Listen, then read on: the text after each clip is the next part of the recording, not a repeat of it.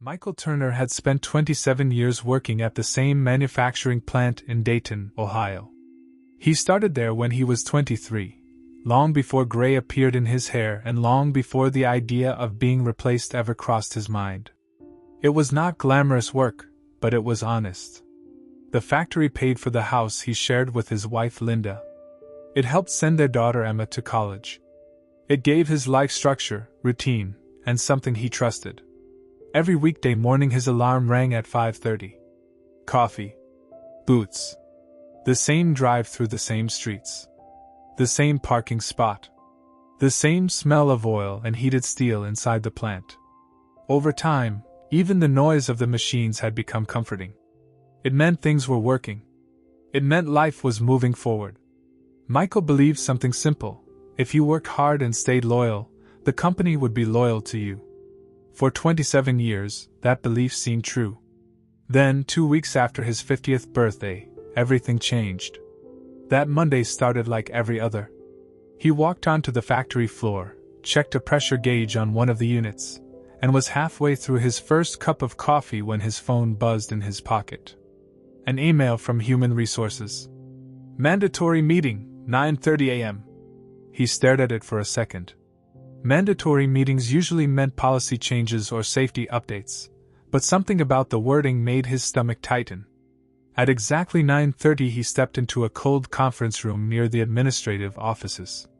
2 people were waiting for him, a young HR manager he barely knew and a regional executive from headquarters.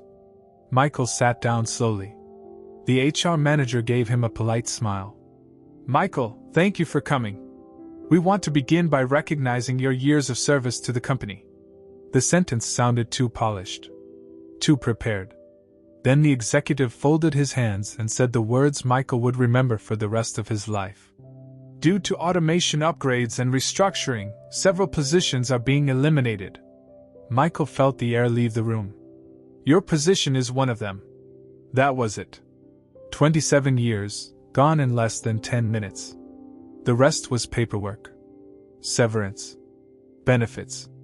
Corporate language designed to make the destruction of a man's life sound organized and reasonable. Michael barely heard any of it. He walked back to his desk, opened the drawer, and quietly packed the few things that still belonged to him. A framed photo of Linda and Emma.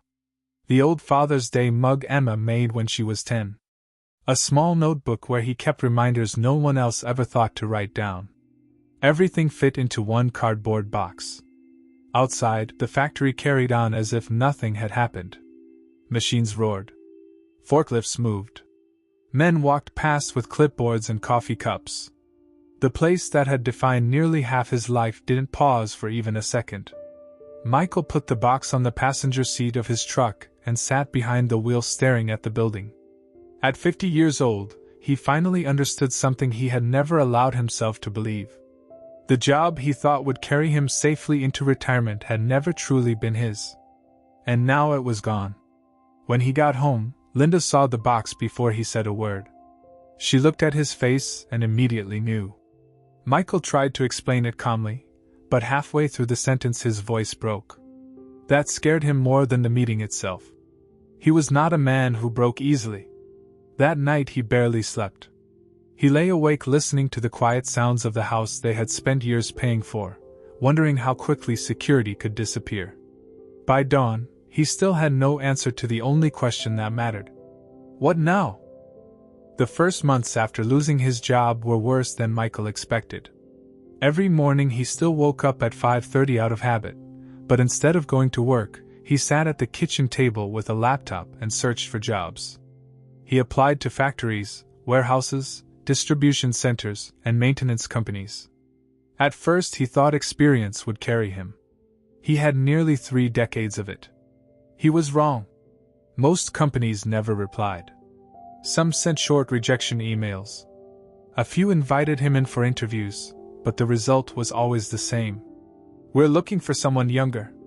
Sometimes they phrased it more politely. "We're looking for someone who fits our long-term future." Michael understood exactly what that meant. At 50 years old, he had become the kind of man employers respected just enough not to hire. The financial pressure built slowly, Then all at once, savings began shrinking. The mortgage still had to be paid. Insurance bills kept arriving. Groceries cost what they cost, whether a man had a job or not. Linda tried to stay positive, but Michael could see the worry in the way she checked the mailbox, in the way she folded receipts, in the way both of them started saying, "Maybe next month." The hardest part was not the money. It was the loss of identity. For 27 years he had known exactly who he was: dependable, useful, needed. Now he avoided neighbors because he didn't want to answer simple questions. He let calls go to voicemail. He stopped talking about the future because he could no longer imagine one clearly. One cold evening, after another rejection, he drove across town to see his old friend Carl. Carl had been a truck driver for years. The two men sat on the porch drinking coffee while the sound of traffic carried from the highway in the distance. At one point a long freight truck rolled past beyond the trees. Michael watched it. Carl noticed. "You ever think about driving trucks?" he asked. Michael laughed. "At 50? Come on." Carl shrugged. "You think everybody starts at 25? Michael shook his head, but the idea stayed with him. A few days later he passed a CDL training school on the edge of town. He only meant to slow down and look, but instead he pulled into the parking lot. Inside, a gray-haired instructor walked him through the program. Training. Safety. Road hours. Backing tests. Licensing. It sounded difficult. Intimidating even. But for the first time in months, Michael felt something he had not felt since the day he lost his job. Curiosity. A week later he signed up. The first days were humbling. The truck felt enormous. Every turn seemed too sharp. Every mirror mattered. Once he stalled in the practice yard and felt his face burn with embarrassment. But unlike the conference room where he'd been fired, this place gave him room to fail and keep going. That mattered. Slowly, the truck stopped feeling impossible. Week by week, fear turned into focus. Focus turned into confidence. The day he passed the CDL exam, Michael sat alone in the cab for a full minute holding the certificate in his hands. For the first time since losing his job, he didn't feel old. He felt capable. A small trucking company hired him only days later. He told himself it was temporary, just a way to get back on his feet. He had no idea he had just stepped into the best decision of his life. At first, trucking felt lonely. The road was nothing like the factory. No constant voices. No metal walls. No routine that repeated itself hour after hour. Just the hum of the engine, long highways, truck stops, weather reports, and miles of open country. But gradually, something unexpected happened. Michael began to love it. He loved the early mornings when the sun rose over an empty highway. He loved the quiet confidence of handling a massive machine well.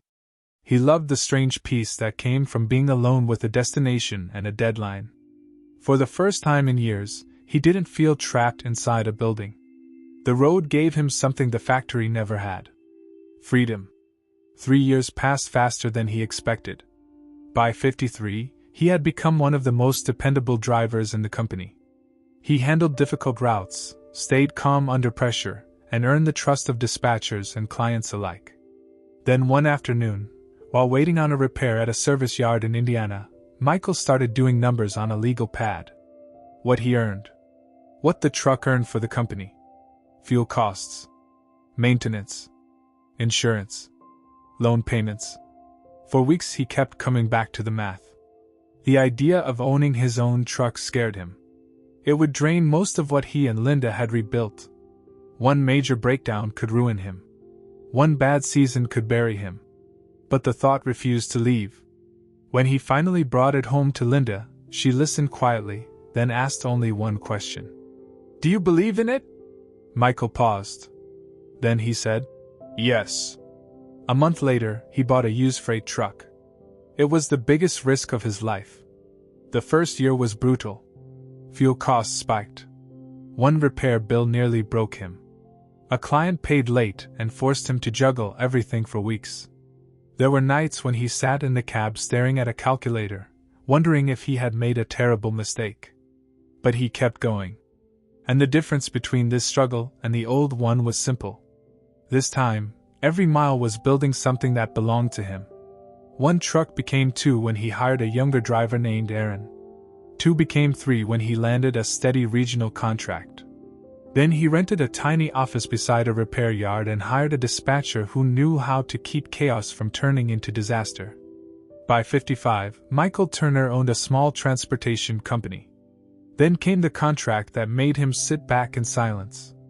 His dispatcher walked into the office one Tuesday afternoon and dropped a file on his desk. "You might want to look at this." Michael opened it, saw the company name, and froze. It was the same manufacturing corporation that had eliminated his position 5 years earlier. Now they needed transportation services. And someone had chosen Michael's company to handle part of the work. He stared at the paper for a long moment, then smiled. Not because he wanted revenge. Because he finally understood the truth. If they had never fired him, he would still be standing in that factory believing his life belonged to a company. Instead, he owned something of his own. When he met with them, he did not speak like a desperate employee trying to hold on to a paycheck. He spoke like a business owner. Clear. Calm. Certain. He quoted a fair price. They accepted. On the drive home, Michael kept thinking about the day he sat in that parking lot with a cardboard box beside him, convinced his life had fallen apart. He had been wrong. The worst day had not ended his story. It had redirected it. Sometimes what feels like failure is only the collapse of a life that was too small for you. Sometimes losing what you depended on is the only thing that forces you to discover what you are actually capable of. At 50, Michael Turner thought he had run out of time. Instead, he found the road that finally set him free.